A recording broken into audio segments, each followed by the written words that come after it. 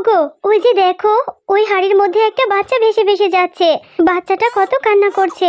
তুমি তাড়াতাড়ি যাও, ওই বাচ্চাটাকে আমাদের এই কলা গাছের বাড়ির উপরে নিয়ে এসো। আর কাঁদিস নে মা, তুই আর কাঁদিস নে। তোর বাবাকে এই ঝড় বৃষ্টির মধ্যে পাঠালাম বাহিরে তোর জন্য খাবারের ব্যবস্থা করতে। কে জানে সে এই ঝড় বৃষ্টির মধ্যে বাহিরে কি করছে। আমার যে আর ভালো লাগছে না, খুবই দুশ্চিন্তা হচ্ছে। এইদিকে মেয়েটা খিদের যন্ত্রণায় কান্নাই করে যাচ্ছে। আয় মা, আমার কোলে আয়।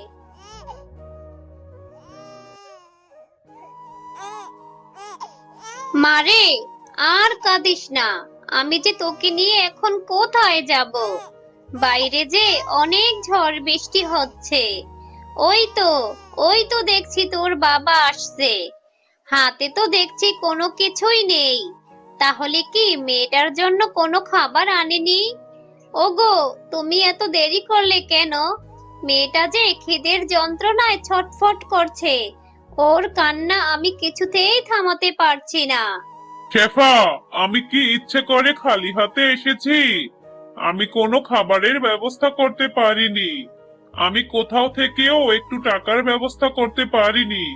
বাহিরে যে অনেক ঝড় বৃষ্টি হচ্ছে। এই বৃষ্টির মধ্যে কে আমাকে টাকা ধার দেবে বলো? আমি কতজনের দাঁড়ে দাঁড়ে ঘুরেছি, আর যেভাবে বৃষ্টি হচ্ছে মনে হচ্ছে বন্যা হবে। আর বন্যা হলে যে আমাদেরকেও না খেয়ে থাকতে হবে। ওগো, এসব তুমি কি বলছো? এই বৃষ্টিতেই না খেয়ে থাকতে হচ্ছে।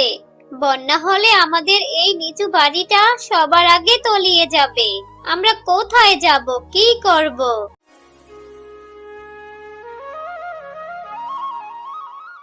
পাশের গ্রামে বাস করত মন্টু শিয়াল ও মুন্নি শিয়ালিনী। তাদের ছিল ছোট্ট একটি মেয়ে। ওগো, যেভাবে বৃষ্টি হচ্ছে আমাদের কলা বাগানের কি অবস্থা তুমি কি দেখেছো?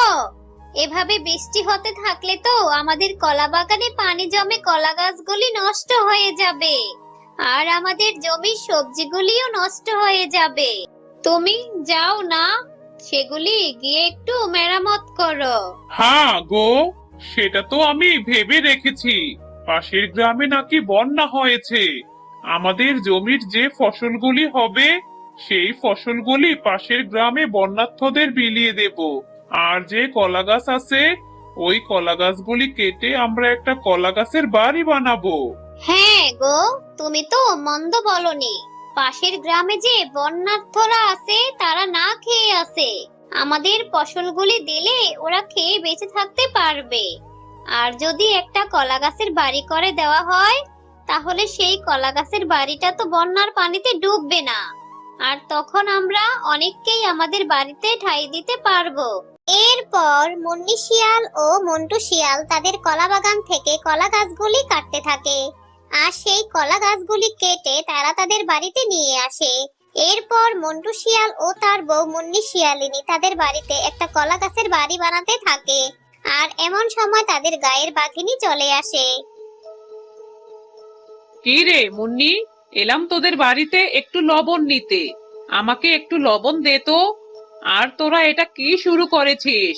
তোরা দেখছি কলা গাছ দিয়ে আবার ঘর করছিস। তোদের কি মাথা খারাপ হয়েছে নাকি? নিশ্চয়ই তোরা পাগল হয়ে গেছিস। বাঘিনী মামি, পাশের গ্রামে যে বন্যা হয়েছে, পানির যে ভাব আমাদের গ্রামেও পানি চলে আসবে। এজন্যই তো আমরা ওই কলা গাছের বাড়িটা বানাচ্ছি, যাতে করে আমাদের গ্রামে যদি বন্যা হয় আমরা সবাইকে সাহায্য করতে পারবো। আরে, তোদের মাথাটা তো খারাপ হয়ে গেছে। তোরা আবার কলা গাছের বাড়ি বানিয়ে সেগুলি দিয়ে আবার অন্যদের সাহায্য করবি? তোদের এখানে থাকলে আমার মাথাও খারাপ হয়ে যাবে। যাই বাবা, আমার লবণ লাগবে না, আমি বাড়ি চলে যাই। আরে আরে বাঘিনী মামি, তুমি চলে যাচ্ছ কেন? আরে দাঁড়াও, লবণটা তো নিয়ে যাও। এরপর অঝরে বৃষ্টি হতে থাকে, আর সেই বৃষ্টিতে পুরো গ্রামে বন্যা হয়ে যায়। ওগো, সত্যিই তো দেখি বন্যা হয়ে গেছে। এখন আমাদের ঘরের মধ্যেও পানি ঢুকে গেছে। মেয়েটার কান্না যে আর সইতে পারছি না। ভেবেছিলাম না খেয়ে মরতে হবে, এখন তো দেখছি এই বন্যার পানিতেই ডুবে মরবো। কি করব বলো না, তুমি কিছু একটা করো। শেফা, তুমি একদম চিন্তা করো না। তুমি মেয়েটাকে নিয়ে বাহিরে চলো, গিয়ে দেখি যদি কিছু একটা ব্যবস্থা করতে পারি। ওগো, বাহিরে এত পানি, বন্যায় আমাদের ভাসিয়ে নিয়ে যাবে। মেয়েটাকে নিয়ে এখন কোথায় যাব, কি করব? আমার মেয়েটা 2 দিন ধরে না খেয়ে আছে। এভাবে চলতে থাকলে যে আমার মেয়েটা মরে যাবে। আমরা এখন কোথায় যাব? হে সৃষ্টিকর্তা, আমাদেরকে সাহায্য করো। বউ, তুমি আর কেঁদো না, তুমি একটু শান্ত হও। আমরা আমাদের মেয়েকে মরতে দেব না। তুমি একটু চুপ করো, আমি ভেতরে গিয়ে দেখি কিছু একটা ব্যবস্থা করতে পারি কিনা। আমরা 2 জন যদি মরেও যাই, তবুও আমরা আমাদের মেয়েকে মরতে দিব না।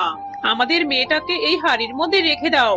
এই হাড়িটা নিশ্চয়ই জলে ভাসবে। এই হাড়িতে আমার মেয়ে থাকলেও ডুবে মরবে না, কিন্তু আমাদের সাথে থাকলে যে আমাদের সাথেই মরে যাবে। আমরা না বেঁচে থাকলেও কারো না কারো হাতে পড়বে, আমাদের মেয়েটা বেঁচে থাকবে।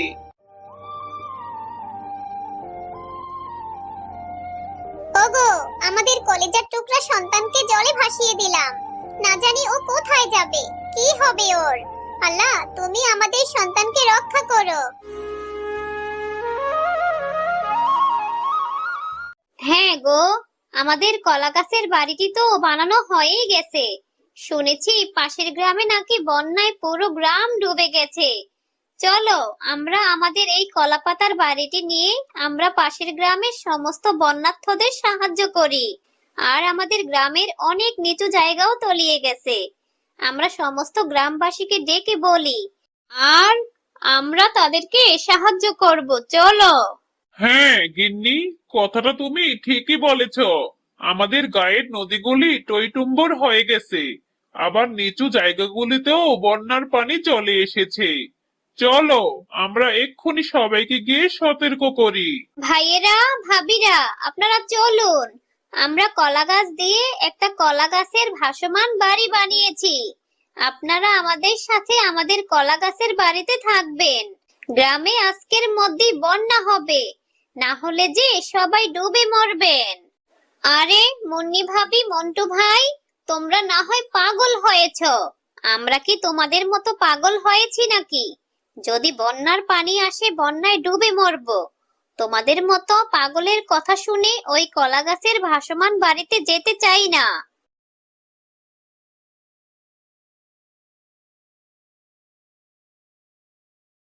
এর কিছুক্ষণ পরেই পুরো গ্রামে অনেক বৃষ্টি হতে থাকে, আর বৃষ্টির পানিতে পুরো গ্রাম বন্যায় ভরে যায়।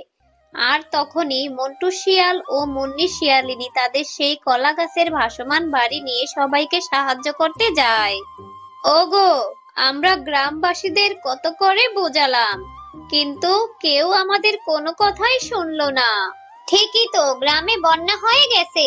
চলো আমাদের ভাসমান কলা গাছের বাড়িটি নিয়ে ওই দিকটাতে যাই। হ্যাঁ গো, ওই যে দেখো দেখো, মনে হচ্ছে ওই হাড়ির মধ্যে কোনো বাচ্চার কান্নার আওয়াজ ভেসে আসছে। মনে হচ্ছে ওই হাড়িতে কারো বাচ্চা ভাসিয়ে দিয়েছে। ওগো, ওই দিকে চলো না। ওই বাচ্চাটাকে যে করেই হোক আমাদের বাঁচাতে হবে। তুমি এক্ষুনি যাও, তুমি গিয়ে ওই হাড়িটাকে ধরে নিয়ে এসো। ওই হাড়িতে বাচ্চাটাকে আমাদের ভাসমান বাড়িতে নিয়ে আসো।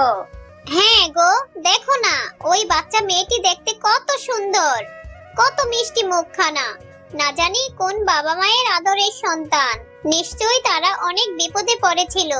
তারা বিপদে পড়েই হয়তো তাদের এই বাচ্চা মেয়েটিকে হাড়িতে ভাসিয়ে দিয়েছে। ও এখন থেকে আমাদের কাছেই থাকবে। আমরা যদি ওর বাবা মায়ের কাছে ভাসমান বাড়িটি নিয়ে যেতে পারতাম, তাহলে হয়তো ওরাও প্রাণে বেঁচে যেত। মা, এই ছোট্ট বোনটাকে দেখতে অনেক সুন্দর। ভালোই হয়েছে, আমার একটা বোন হয়েছে। এখন থেকে আমি ওর সাথেই খেলা করব।